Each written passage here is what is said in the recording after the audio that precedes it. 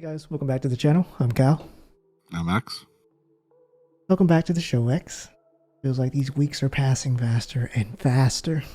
Yeah. Feel like by the time I'm like, oh, I need to find something to talk about, and that's Thursday. Yeah. Like no joke. You haven't played Helldivers in a while. I think our last session. What was it? Well, you were able to actually play a full session with us that time. Yeah, no, I played full session. Yeah. First time since launch. Right. I'm not even sure if they put in the patch notes that they fixed that, but it does look like whatever they're doing is working. And then I crashed finally. But right now, the devs are having a hard time finding a balance as far as pushing new content and also fixing bugs, because obviously the more content you start to put into the game, the more bugs are potentially to start leaking out. And players are basically saying, you know, we're perfectly fine if you just take a break and just do some maintenance on the game for like at least for a month. Like I'm fine with like you just pausing war bonds for a month just to do some maintenance on the game. I think that's perfectly fair. Arrowhead is still a small studio. I'm pretty sure they've hired people at this point, but I mean, taking a while to get those people into the right departments. But still, I think people need to realize that this is still a small studio and kind of impressive for them to keep pushing out content at the pace that they've been doing in comparison to these AAA studios.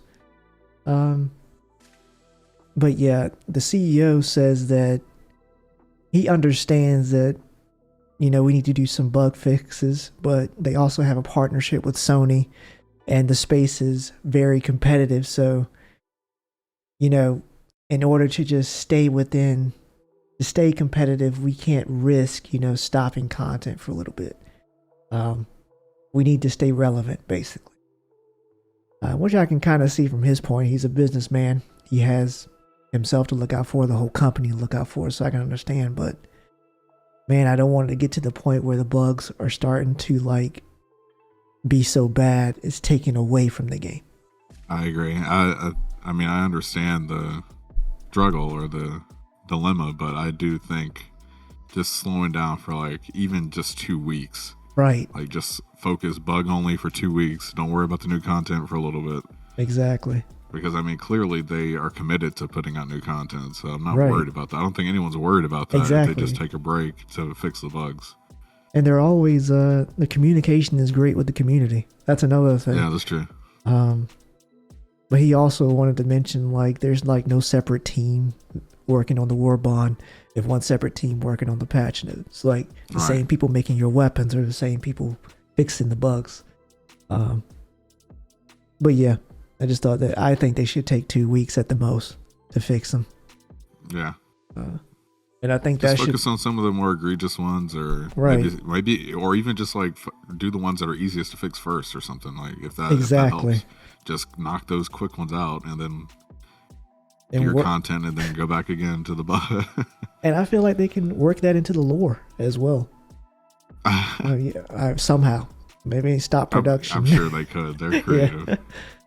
Speaking of devs having a hard time, the Ready or Not devs had 4 terabytes of data stolen, including the full source code. I heard about that. Was it the full code? Or? Full source code, yeah. Okay. Unless the article said different, but this included the console builds and performance tests. So apparently they had builds for the Xbox and PlayStation. Those were stolen as well, which would be pretty cool if they did come to console. Luckily, no personal information from players or staff were leaked. It seemed like the main target was the game itself, but that sucks. Like, it's just not fun for anybody working in the. And I'm pretty sure people do that just to hold the code for ransom, so they'll pay out a certain amount. Isn't that what they usually do? I don't know. It depends, I guess. Because I feel like some people just do it for sport. I guess that's insane. For sport. I'm not really sure what the goal was. I didn't see that in the one article I looked over. So, because I'm sure that happened to Insomniac as well. I do remember that. Oh no, for someone like them, definitely, I would see why. Like, because that's like an unreleased game, whereas Ready or Not, it's already released. Yeah. Like, but yeah, that sucks. I hope they recover, which I'm sure they will. But it's a rough situation to be in. Yeah. Speaking of devs even having a worse time than that, Take-Two lays off 5% of their workforce and has also canceled a few projects.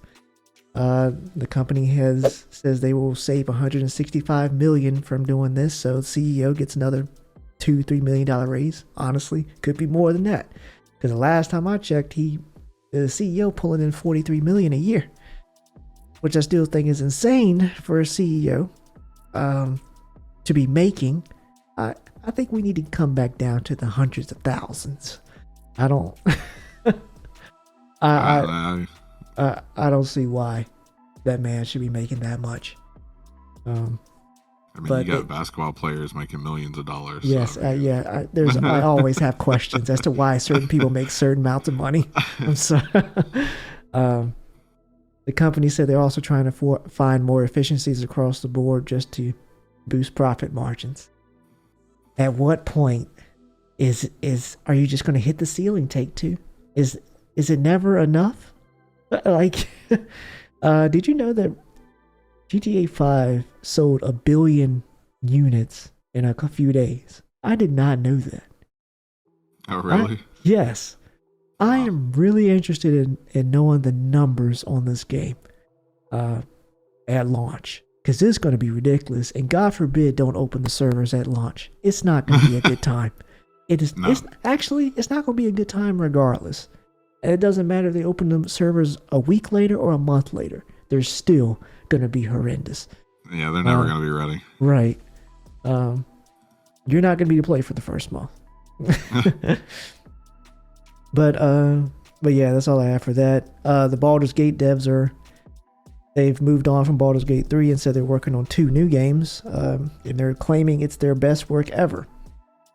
I feel like they're just rubbing it in people's faces now. You've been you've been mopping up the awards like Game of the Year. I think they actually won I think they broke a world record.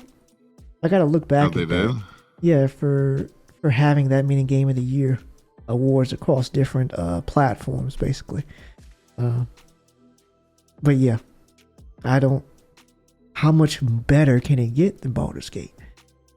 That's what I want to know. I wonder if they're going to go back to like Divinity, or if they're going to do a whole new IP. They said that's not off the table. Okay. But they are working on something different. Have you ever played Kingdom Come Deliverance? No, I was interested in it, but I'd seen at the time when I was looking at it, there was like some game-breaking bugs still in existence. That was a long time ago, so I don't know if it still is, but that was one of the things that kept me away from playing. Oh, really? The bugs were just that egregious? Well, it's just apparently one where they're like, I put 100 hours in and lost my save, and there were multiple complaints about that. I was like, no, thank you. That actually, I forgot about that. That's actually what killed my momentum and what is the Fallen Order Jedi? Okay. Yeah, remember I had to go back and find a save again. Yep. Yeah, after doing that twice, I was done. The Kingdom Come Deliverance is branded as bigger and better this time. It says it's following the same character from the first one, but he's older, and is picking up right where the first one left off. The studio itself, Warhorse, has grown in size since then. They started out with just 11 people, and now they have close to 250. They said the game is basically based off of it's kind of like a sim, isn't it? Like realistic type. Yeah, I would say it's definitely leans on the realism. Especially like in the first game, I heard people say like it's a slow start because you're literally horrible at sword fighting because you start off not knowing anything. So like it's accurate to that extent where like since you have not your character that you're playing as has not trained in sword fighting, you actually suck at it. No matter what, there's no skill you can do to make yourself better. You have to actually train in the game. That's crazy. And that's targeting a very specific audience for somebody who's like really interested in that world. They said they have an in-house historian, and they've also worked closely with universities and stuff like that, so they can try and get it as realistic and immersive as possible. They're targeting a 2024, this year release date, and it will be available on all platforms. So that's something for y'all to look forward to, for those who like to go to those reenactments or go to those. Have you seen them? I think it's those events where they actually go and dress up in armor, and they get into like a little ring, and they're just smacking each other. Oh my gosh! I gotta send you that. It is insane. I'm pretty sure y'all going like LARPing. Kinda, yeah. Okay. But I'm pretty sure some of y'all getting kicked in the head. Oh, I'm sure. There's so many bruises on you by the time you get commitment. I guess it is. Did you hear that Star Wars fans, they created some dedicated service for Battlefront 2? Not that trash that came out not the trash that came out. Okay. This is for like the Battlefront that came out by EA. Oh, okay. Not the one by Aspire. I got you. No, I did not hear that. Yeah. They're working under a team called Kyber, and they actually have their own launcher. They have a spectator mode and a rotation editor for like custom maps and game modes. They have proximity voice chat, and you can actually track your stats from the community servers and the official ones from EA. Kyber V2, that's the name of the project if you're interested in looking into that, and it's launching in April of this year. So nice. For those of you still love that type of stuff, Battlefront, just want to hop in, that'd be something, especially if you're on PC. That kind of goes along with what we talked about previously with ending game support for the online games. Oh, yeah. I mean, just look at what the community can do. Exactly. Especially the people that just, have a passion for stuff like that. They let them take over it. They don't mind. But that's all I had for me. I saw that I heard that PlayStation was trying to get his grubby little paws on the PC. Oh, yeah. There's multiple things in here that I was looking at in regards to them focusing more on PC. So then you have, let's see, I'll start with the PSVR. This is kind of old, but it's relevant just because the other news is talking about their focus on PC. So then they're saying they're testing the ability for PSVR 2 to access games on the PC, which I think is great. Yes. I mean, that's an absolute win, because that's one of the biggest complaints I saw for the PSVR 2. Is not only do you have to buy the PlayStation 5 just to use it, but they have a relatively small library, and that's what I was about to say. If I recall, they're not backwards compatible with PSVR like the first one. Really? I don't think so. I could be wrong, but I don't think they are. Well, man, I lost. So the library ended up really small, and especially small for like first party PlayStation games. Okay. If they can manage that, like, that's huge, because that just opens up the door to so many games, and, and they still get the money for the hardware. That's the thing. And not only that, from what I saw, the specs look great. Everyone says it works well, so why not? Yeah, that's the thing. But also, I had heard that there were no new games coming out, to the point where I saw articles of people like, did Sony give up on the PlayStation VR? Yeah. I mean, because I haven't really heard anything about it. Like anything. I don't think it took off like they thought it would, but I think everyone could see it coming just because of how much like Meta and Valve have kind of taken off.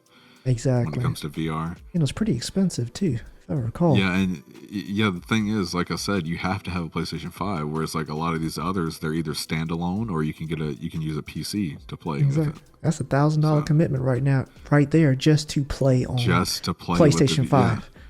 Yeah. That's insane. At that point, get the Valve Index. It's the same price. Right. And you get full like camera tracking. Yeah, exactly. And the library on Steam, of course, is insane. So absolutely. But yeah, that was one of them. And then the other one was the Ghost of Tsushima Director's Cut coming to PC. coming May 16th, and they're talking about including a new PlayStation overlay. Yeah, I'm excited. So there's going to be crossplay for the online mode. Oh, excuse me? Yeah, so for Legends, you'll be able to team up with PlayStation 4, PlayStation 5, and PC. Okay. And you can use in-game voice chat to communicate. However, for this, you will have to sign into your PlayStation Network account. I think they also mean I'm not sure if that means for PC as well. Okay. To use the overlay. But the overlay includes stuff like your friends list, trophies, settings, your profile. And I mean, I think that's neat to include on the PC. You actually can unlock PlayStation trophies while playing it on PC.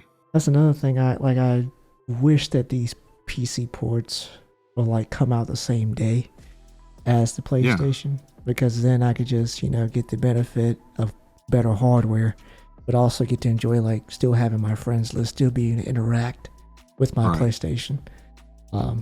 Yeah, I think they should keep going with this. I mean, yes, absolutely. This exciting. I like that. This is the right direction. And it just imagine like with the overlay, what if you also add in stuff like Microsoft was doing with the cross progression? So yes, that's another thing, man. That's like, yeah, crossplay is great, but cross progression is like peak. Like, and to me, cross progression sells games, because I mean, you think about it, you buy it on the console, it comes out on the PC, now you want it, but then you have to grind everything over again. Exactly. That's the main thing that stops me from getting Helldivers, like or any other platform, or just any of my other games that I would like to play. Like, I would love to play Ghost of Tsushima on my PC, but I would buy it if it were like cross progression. Exactly. You don't have to do everything over again. I definitely, there are some games definitely in the past where I'm like, I want to buy this, but I really don't want to do the grind again. Exactly. Like, it's like that grind on Legends for me it was a grind, because I just got to squeeze every bit out of the build, and that took over 250 hours to do. I don't have that in me to do that again. But yeah. That would be like starting GTA over from scratch. I'm not doing that. But yeah, and then they released the recommended hardware, I guess, or minimum requirements for it as well. They don't look too bad. For the Ghost of Tsushima? Yeah. Yeah. They don't look horrible, but definitely, I mean, it seems like I would say the target is for a moderate PC, like 1080p 60 FPS or 1440p 60. Okay. If you want to get to the 4K, you're going to have a little bit beefier system, especially 60 FPS. It says here like a 4080. I mean, the vast majority of people don't have a 4080. Right. Yeah, absolutely. That game is going to look gorgeous, even on 1080. Oh, I'm sure it is. But it will have DLSS 3 and FSR 3 and Intel XeSS. So all of the upscaling things, those should help with performance as well, even if you don't have those graphics cards. Yeah, whoever hasn't bought that game yet, you're gonna have a fantastic time regardless. I only played Legends, so I'm interested to see like what the story was like. Because remember, they sold it separately. I like that too. That they. Yes, I feel like a lot of games should do that too. Yeah. Because like, I mean, a lot of that's all you're interested in, and they can just sell the cheaper parts separate. Some friends aren't like into a franchise enough to just buy it for the story, like, and they'll play it for the online content, like Red Dead. They sold that separately too. I feel like that's another practice that should be implemented as the norm. I wonder what this over. Oh, go ahead. No, I was just saying the same thing with GTA Online, selling that separately. Yeah. I was going to say, I wonder with this overlay if they're going to work towards an easier way to chat between PC and PlayStation other than like the Discord integration or... I'm still confused about that. Yeah, I don't like it. I thought my initial impression of how that was supposed to work is that I can transfer the chat to my PlayStation, but the people on the PlayStation, while you're on your PlayStation 5, you can join the chat from the PlayStation. But from what I can see is that everybody has to be in the Discord already and then you transfer, because I don't think it's visible. It's weird. Yeah, I'm like, so what's the point of this? Like, yeah, I don't understand it either. I don't think it's much easier or useful. I'm gonna go back and tinker with it again, but it doesn't look good from the get-go. Just imagine like being able to pull up the overlay on PC, invite or join a PlayStation group, and just chat normally. Exactly. I'm hoping for the day, because I mean, some people don't even want to play. This. Yeah. Yes. Actually, I'll take this over cross progression. Yeah. No, that's fine. I agree. Some people don't even come in the chat to like actually, play something. They just want to come in there to talk or chill on their PC while they're playing something. Yeah, absolutely. We need to continue to merge these systems together into their one entity. Until all the online servers are one. But yeah. And the future is bright. Yeah. And then let's see, with the PS5 Pro, Sony was asking developers to try to have their games PS5 optimized by the summer, I think it says. Yeah, the summer. And they want to emphasize improving ray tracing support for games that are already out or coming to PS5. Nice. And then I think they said, here it goes. Developers that can provide significant enhancements to its games will be able to use the Trinity Enhanced label. So then that means, I guess, if you see that label, then they've done something optimization-wise to make it much better. Like, it's supposed to be significant improvements, whether that be better ray tracing or frame rate. So I'm interested to see how many devs take advantage of that and actually try to get that label. I ain't lying, because I will definitely. I mean, depending on the game, I don't know if I'll buy a game just because of that, but if it, ray tracing's nice, but I would just take the higher frame rate over ray tracing. Now, what I want is the 60 frames with the ray tracing. That's what I want most of the time. But most of the time it's like either or. I hate that. Yeah. And even a lot of the ray tracing, well, I don't want to say a lot of it, but often ray tracing is limited to like shadows. So you might get like ray trace shadows, but not actual ray trace lighting. Okay, yeah. Yeah, so you get like nice shadows, but the lighting is basically just the typical kind of. Not that it looks bad, but. Yeah, I mean, it's good for a console. Just because, ray tracing, all full ray tracing is quite taxing. I mean, we've seen that. Yes. With like Cyberpunk. Absolutely.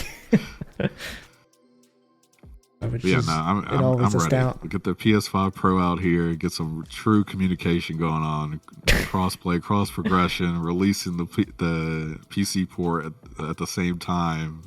Let's go. Right. I'm ready. Right. And I heard that Xbox, there's little rumors of them, trying to having their Xbox be more like PCs. Like.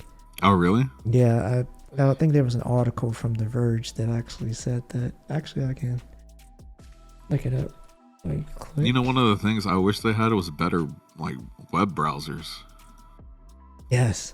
Yeah. Because absolutely. A lot of stuff you could do if you just had a decent web browser. I ain't lying. Like, imagine just logging into Discord in your PlayStation web browser and just chatting through the browser. That's what I was hoping with the Discord integration. I thought that we were going to get... Okay, so what I had in my head was like way beyond what they did. Because I'm thinking, we're going to get like a Discord integration. It's going to pop up like at the bar at the bottom when you hit the PlayStation. Yep. And I thought that when I scrolled over to that Discord icon, that it would show like everybody that's online. Maybe I click into it and then I can see the whole Discord, but kind of like in a PlayStation overlay or something, some integrated overlay that they made. No, this, and then I would be able to seamlessly talk with the people on PlayStation as long as I'm in that party on Discord. No, we didn't get none of that. I thought it was going to be similar. Do you remember communities on PlayStation? No, I don't. I was like, it didn't last. Well, it lasted long, but then they didn't port it over to the PlayStation 5. what I can remember, but it was like these little groups dedicated to like sometimes singular games, or people had created their own communities. You get in there, you can just text chat with one another. Interesting concept. They didn't build upon it. I thought it could have been better, but yeah, I was hoping for something along those lines. We did not get it. But just got to keep waiting. Let more consoles integrate with PC. Nintendo has said nothing about doing any of that. They're not going to do any. No. They're over here fighting anyone who plays any game. Right. I'm like, you guys are feral for this. Legal action for everyone. I ain't lying. Like, and not sparing anybody. That's the crazy.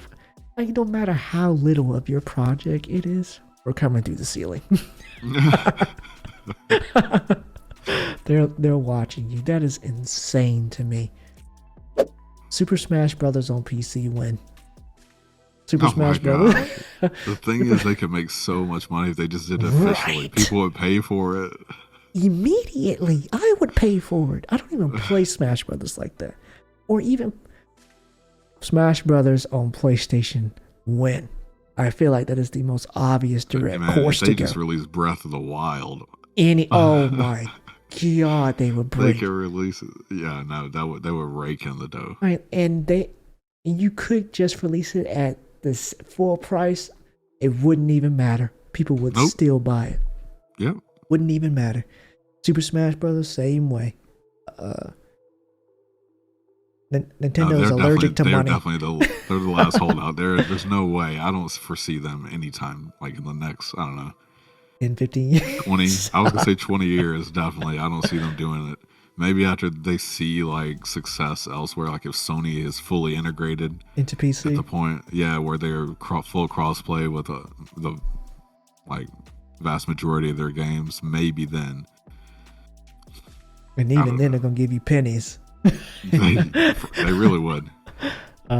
We'll give you what's that soccer game that's has all like the Super Mario characters, and I forgot what it's called.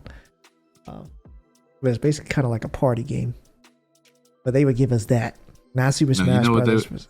They would port it over, but give you the worst port ever. Like it would be 20 FPS, 480p. and then be flabbergasted when the community, we gave you what you wanted. Right. Be glad it's even there from the get-go. Maybe by then we'll be locking resolutions behind paywalls too. Oh, Jesus Christ. If you want to play a 4K, when you were saying about, all the, like the ray tracing and what was the other one? Like, what was it called? I forgot what the acronym was. You're talking about DLSS? Or? No, you were talking about the PlayStation 5 and how they were at like the Pro will give developers like the option to use this. Oh, the Trinity Enhanced label? Yeah. What if they're going to start, charging an extra $10? Or you can get the Trinity for the Trinity Enhanced edition. Version? Yes. Oh my God. The Trinity Edition. Enhanced. Oh my gosh. Kill me. Oh my God. The future is bright, and in some ways, there is no light. So where, man? Have you been keeping up with have you started the Fallout series? I've only seen 2 episodes. Oh, okay. How is it? Oh, it's definitely good. I like it. Oh, okay. Actually seems like it was made by people who played the game. I don't know if it was made by people. I think. No, I'm just saying it doesn't feel like it was made by people who understand the source material. So far, yes. Like I said, I've only seen 2 episodes. Okay. But all the episodes are out, right? I like the. Yeah, they released it all. Oh, okay. All at once. No, I really like it. It looks good. Acting's great so far. There's only one character I don't like, but I won't get into spoilers. But no, the props, the suits, they look good. Everything looks fine. Amazon got the money. I would not be surprised. I've been trying to finish Invincible here lately. So I've been surprised with these Amazon originals lately. Right. Like, Lord of the Rings kind of threw me off. It wasn't that good. I forgot that existed. Exactly. Just leave it where it's at. But yeah, Invincible, and then hearing good things about this, maybe they can keep this trajectory going. But that's all I had. You had any last thoughts? Yeah, I'll just mention there's an update for the new Remnant 2 archetype. Oh, okay. The Invoker. So it says, what is it? Yeah, so they're going to focus on, I guess, like amplifying skills. So, right, reducing skill cooldowns, and they get double skill charges for any equipped archetype. So that instead of being able to use it once before cooldown, now you can use it twice. Oh yeah, that's getting put on. So you're going to get some crazy, you're going to get some awesome builds here. And it's going to, can that spread to like your teammates too? Can that, like, some of those abilities be like, you know, tossed to your teammates? Maybe they get to use one ability twice or something like. No. This is just you. It's a prime just perk. For. Yeah, just for you. Because I think that would be broken if you could do it for everyone. But you get a new trait as well. So that trait increases the duration of skills. Okay. So you'll be able to increase the duration, reduce cooldowns, and use them twice. That's crazy. Yeah, even their skills are pretty cool. They have the a rainstorm and a tidal wave skill. So the tidal wave kind of like you water bend and you push enemies kind of away. Anyone caught in it is slowed and then is shocked by lightning. What? But it also, if I recall, it also buffs players. So it's a lot of their abilities are kind of buffs and debuffs so buffs for your teammates and then debuffs for the enemies. I like that. Yeah, that's going to be an insane So I think build. they get healed. Any teammates in the wave, I believe, get a heal or a buff of some sort. Maybe it was haste. I can't remember. Okay. So you don't actually, your teammates don't get shocked by lightning, thankfully. Oh, thank God. Because I was like, man, fire tornadoes bring me back. Yes, I know, man. The friendly fires can be rough depending on what you play. Fire is always the worst one in any game. It really is. And then there's another one that says the Invoker unleashes gloom, which increases elemental damage. There's a fire tornado. Oh, dear God. And heals allies over time and grants lifesteal. Oh my gosh, that's a lot. They let this one go out? Oh yeah, no, this is gonna be a good one. The double skill is gonna be insane. Just imagine like the healing shield, or I don't know. It's just. I wonder about the turrets. Could you put 2 turrets? That's what I'm saying. Yeah, I wonder what the limits are gonna be. If they're gonna have limits on which skills you get to use it with. But and then the last one here says infuses the Invoker with the shredding power of sand. Multiplying critical chance and critical damage and empowering brutal AoE attacks called Sandblast. Okay, so with this one, I watched a video of it. Basically, you get the increased crit chance and crit damage, and I think every time you hit, you build up towards an AoE attack, Sandblast attack. So they're all building on, it says like the nature. So you got the water. Lightning, sand. The Avatar has returned. Basically, it's the Avatar. But now I'm excited to see this new character. Yeah, and I'm like, at this point, may as well just keep adding more characters. Keep adding more archetypes. They're so unique. Right. Like, each one has its own thing that doesn't even feel adjacent sometimes. Right. It just feels like. And this one, like, depending on what you choose as your second archetype, I mean, you could really, because of the double skill usage, you could really just max out on heals or buffs, damage, maybe summons, turrets. Who knows? Because I mean, the summon. Right. I'm just, my mind is blown. And see, my thing. You're talking about putting 2 turrets. Well, I guess 2 turrets down. Were you saying if somebody else run the other archetype? Like with the engineer? Is that what you're talking about? Yeah, so I mean, you can have you got your primary archetype and you can have a secondary archetype. Oh, that's right. I forgot about that. Yes. So what if you had it says 3 other teammates doing that? I don't know. It says grants the invoker double skill charges for any equipped archetype, plus reduces skill cooldowns. And we get three other people. Everyone That's running invoker. Holy crap. I'm excited to see. I'm sure they're going to limit some skills because it would break the game, but I'm excited to see what kind of skills you can actually use this double charge on. I just want to see 8 turrets going off because one is already insane. Everyone just kind of sits back and rolls while the turrets do. Well, that's good. But yeah, that's all I had. Yep. I will get back into that game when they're all said and done. When they're like, when all 3 are out. Yeah, when they've wrapped up everything. All right, time to get back in there. I think it's a good idea. Then all the content's there for you to do at once. Yep. Because one thing that'll kill momentum is like me just trying to go in there for a couple of hours and coming out. Right, you go in, you unlock the new archetype, you do play for a little bit, right, and then you get back out and you just wait for the next one. Yeah, right. But yeah, that's all I had. You said you didn't have anything else? No, that was it.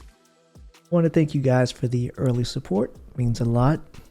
35 subscribers does not seem like a lot to anybody, but to me, it's everything. Never thought we'd get far from just 8, but just want to say thank you. I had my mom, my cousins, right. Everybody in the Discord subscribe. Get these likes up. But yeah, just want to say thank you guys for that. Also, so we can continue this momentum, make sure to like, subscribe, and hit that bell so you never miss an episode. We'll catch you guys later. See ya. Bye.